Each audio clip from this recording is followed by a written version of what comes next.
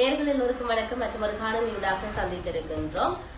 ஜாழ்ப்பாணத்தில் இடம்பெற்ற துப்பாக்கிச் சூடு சம்பவம் எல்லோருக்குமே தெரியும். சரி பிழை தவறுகள் என்பதற்கு அப்பால் பல விமர்சனங்களை உண்டு பண்ணி இருந்தது, பல கருத்தாளர்களை கொண்டு வந்திருந்தது. இற்றி வரைக்கும் எது சரி என்று உறுதிப்படுத்த முடியாத அளவில் அந்த தகவல்கள் எல்லாம் இருக்கிறது என்பதை நாங்கள் சொல்லக்கூடியதாக இருக்கிறது. உண்மையிலேயே எல்லோருக்கும் தெரியும், அல்லப்படி பகுதியில காவல்துறையினருடைய அந்த துப்பாக்கி சூட்டுக்கு இலக்காக உயிரிழந்த அந்த இளைஞனுடைய அந்த சிறுவனுடைய மரணம் சார்ந்து பல நகர்வுகள் வந்திருந்தது. ஆரம்பத்துல வயது சார்ந்த பிரச்சனைகள் ஏற்பட்டிருந்தது. குடும்பத்தினர் சொன்ன தரவுகளின்படி 17 வயது சிறுவன் என்றும் பேருந்து பிறப்பு சான்றிதழ் பத்திரத்தில் இருக்கக்கூடிய பதிவுகளின்படி அந்த பையனுக்கு அந்த 18 வயதுகள் பூர்த்தியாகி 19 வயதுகள் ஆக இருக்கின்ற அவ்வாறான பல தரப்பட்ட விடயங்களை உண்டு பண்ணி இருந்தது. அதன் பிற்பாடு ஏன் கைது செய்யப்பட்டார், என்னதுக்காக கைது செய்யப்பட்டார், அவர்கள் இருந்தவர்கள் எப்படி இந்த வாகனத்தில் இங்கால சுடுக்கிற பொழுது எப்படி அங்க வந்து சுட்டுச்சு என்று நிறைய விடயங்கள் எல்லாம் அலசி ஆராய்ந்து நீதிபதி அந்த இடத்துக்கு சென்றிருந்தார். மனித உரிமைகள் ஆணையாளர்கள் அந்த இடத்துக்கு சென்றிருந்தார்கள், காவல்துறையினர் சென்றிருந்தார்கள். அந்த கயிறு வைக்கப்பட்டபடியா புது கயிறாருக்கு காவல்துறையினர் வைத்திருப்பார்களா இல்லையா என்ற பல கருத்தாளர்கள் உண்டு பண்ணியிருந்தது. காவல்துறையினர் மறுப்பு அறிக்கை வெளியிட்டது. தங்களுடைய தரவுகள்ல வந்து 19 வயது 18 வயது நிரம்பி ஒருவரை நாங்கள் 17 வயது என்ற குடும்பத்தினருடைய இதுல போட்டு இப்படி நிறைய விடயங்களை உண்டு பண்ணி இருந்ததை நாங்கள் அவதானிக்கக்கூடியதாக இருந்தது. அந்த வகையில தான் துப்பாக்கிச் சூட்டில் உயிரிழந்த சிறுவன் தொடர்பில் தவறான செய்தியை வந்து குடும்பத்தினர் வழங்கி இருப்பதாகவும் குடும்பத்தினர் கவலை தெரிவித்திருக்கின்றார். தவறான செய்தி, அதனால அவருடைய பல கவலையை தெரிவித்திருப்பதை பார்க்கக்கூடியதாக இருக்கிறது.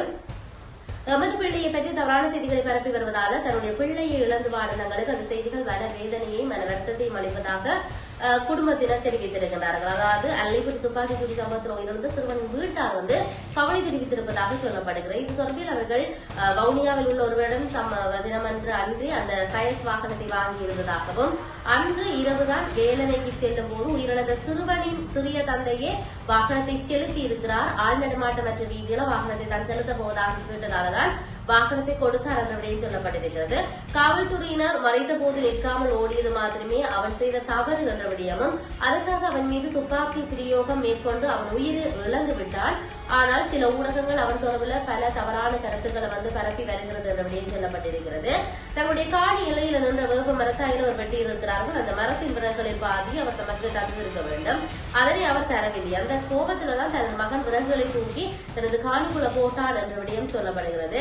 அது தொடர்பில் அந்த காணி உரிமையாளர்கள் வட்டுக்கொடை காவல் நிலையத்தில் முறைப்பாடு செய்திருப்பதாகவும் அதன் பிரகாரம் மகனை அழைத்து விசாரித்ததாகவும் அது மாத்திரம் அவனுக்கு எதிரான காவல்துறை முறைப்பாடு இது நடந்து கூட சில வருடங்கள் ஆகிவிட்டது என்ற விடயம் சொல்லப்பட்டிருந்தது. உண்மையில இந்த முறைப்பாடுகள் சார்ந்து சமூகடைய வலைத்தளத்துல வந்தது. இவர் சம்பந்தப்பட்டு காவல் நிலையத்தில் வந்து நிறைய முறைப்பாடுகள் இருக்குது. ஆனால் குடும்பத்தினர் சொல்லுகிறார்கள் இவ்வாறான முறைப்பாடுகள் என்று சொல்லு. ஆகவே இவ்வாறான முறைப்பாடு தவிர வேறு எந்த ஒரு முறைப்பாடு இல்லை என்ற விடயத்தை அவர்கள் சொல்லி இருக்கிறார்கள். ஆகவே தற்போது மகன் தொடர்பில் ஊடகங்கள்ல வந்த செய்திகள் தொடர்பில் வட்டுக்கொடை காவல்துறையினர் கேட்டதாகவும் ஒரு முறைப்பாட்டை தவிர வேறு எந்த ஒரு முறைப்பாடு இல்லை என்று அவர்கள் கூறினார்கள் என்ற விடயம் சொல்லப்பட்டிருக்கிறது. ஊடகங்களில் வெளிவரும் செய்திகள் தொடர்பில் தாம் சொன்னபோது ஊடகங்களில் வார செய்திகளுக்கு நாம் என்ன செய்ய முடியும் என தங்களுடைய காவல்துறையை திருப்பி கேட்டார்கள் என்ற விடயத்தை குடும்பத்தினர் சொல்லியிருக்கிறார்கள்.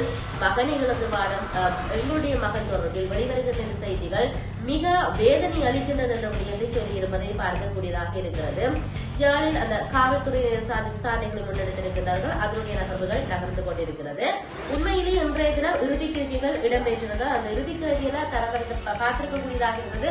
அந்த குடும்பத்தினர் அழுது குளறி கூக்குரல் இட்டிருந்ததை பார்க்கக்கூடிய தன்னுடைய மகன் வேண்டும் என்று சொல்லியும் இவனுக்கு நடந்த அநீதிக்கு நீதி தேவை என்று சொல்லியும் அந்த ஊர்வலத்தில் இறுதி ஊர்வலத்தில் அவருடைய உறவினர்கள் பதாதிகளை எழுந்தவாறு நீதி வேண்டும் நீதி வேண்டும் என்று சொல்லி அவர்கள் அங்கு இருந்து அவருடைய உயிரிழந்தவருடைய சடலத்தை எடுத்துக்கொண்டு தொடர்ச்சியாக வந்திருந்ததை நாங்கள் பார்க்கக்கூடியதாக இருந்தது. ஆகவே இவ்வாறு இந்த விடயங்கள் நகர்ந்து கொண்டிருக்கின்ற போதுதான் நாங்கள் சிந்திக்க வேண்டிய விடயம் இருக்கிறது. காவல்துறையினர் ஒரு இவ்வாறான சம்பவத்தை செய்திருந்தாலும் தரப்படக்கூடிய தரவுகள் என்பது உரியவாறு இருக்க வேண்டும்.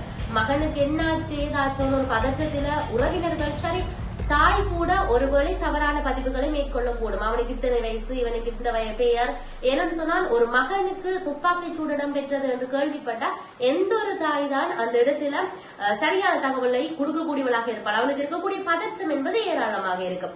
ஆகவே ஒரு விசாரணை அதிகாரிகளாக ஒரு காவல்துறையினராக நாங்கள் பொறுப்பு வாய்ந்தவர்களாக சிந்திக்க வேண்டியவர்களாக இருக்கிறோம்.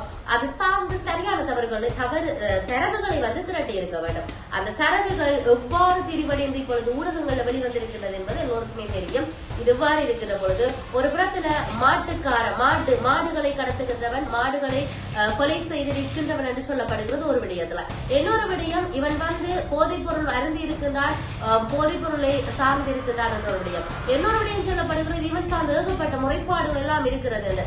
ஆனால் அந்த உறவினர்கள் தெளிவாக சொல்லியிருக்கக்கூடிய கருத்துக்களை நாங்கள் இப்பொழுது பார்த்திருந்தோம். ஒரு முறைப்பாடு தவிர ஒரு முறைப்பாடு இல்லை என்று வட்டுக்கோட்டை காவல்துறையினர் சொல்லுகிறார்கள். ஊடகங்கள்ல வர செய்திகளுக்கு தங்களுக்கு என்ன தொடர்பும் இல்லை என்றபடியும் அது பதிவு செய்யப்பட்டிருக்கிறது. ஆகவே எது அப்படி இருந்தாலும் நீதிமன்றத்துல நீதிவான் கொடுக்க போற தீர்ப்பு, தண்டனைகள், இல்லாட்டி அவருடைய இறுதி விசாரணைகளுடைய முடிவு எவ்வாறு இருக்க போன்றது என்பதுதான் மிகப்பெரிய விடயமாக இருக்கிறது.